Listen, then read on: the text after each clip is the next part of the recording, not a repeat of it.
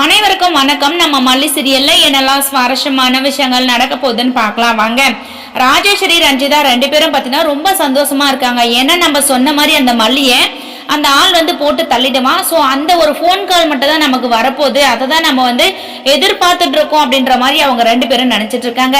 ராஜேஸ்வரி நினைக்கிறது ஒருபோதும் நடக்காது. ஸோ மல்லியை பழி வாங்கலாம் அப்படின்னு சொல்லிட்டு அவங்கள சந்தோஷமா இருக்க விடாம வேணா அவங்களால செய்ய முடியும். ஸோ அதுக்காக மல்லியை போட்டு தள்ளிலாம், மல்லி இதோட போய் சேர்ந்துருவான் அப்படின்னு சொல்லிட்டுலாம் ராஜி ரஞ்சிதா ரெண்டு பேரும் கனவுல கூட நினைக்க கூடாது, நடக்கவும் நடக்காது. ஸோ அதையும் மீறி மல்லி விஜய் ரெண்டு பேரும் சந்தோஷமா இருப்பாங்களான்னு பார்த்தா ஸோ கொஞ்சம் ஒவ்வொரு சுச்சுவேஷன்ல கொஞ்சம் கொஞ்சம் சந்தோஷமா இருப்பாங்க.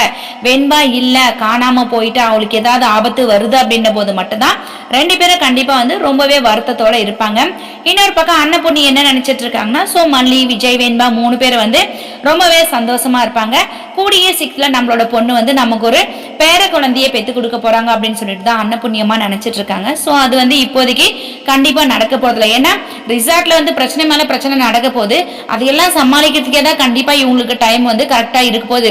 அப்படிலாம் இருக்கும்போது அன்னபுண்ணியமா நினைக்கிறது அவ்வளவு சீக்கிரத்துல நடக்க போறது இல்லைங்க. அதையும் மீறி என்ன சதி வேலைகள் நடக்க போகுதுன்னு சொல்லிட்டு வரப்போற எபிசோட்ல வெயிட் பண்ணி பார்க்கலாம். இந்த வீடியோ பிடிச்சிருந்தா லைக் பண்ணுங்க, ஷேர் பண்ணுங்க, கமெண்ட் பண்ணுங்க, மறக்காம நம்ம சேனலை சப்ஸ்கிரைப் பண்ணுங்க. தேங்க்யூ.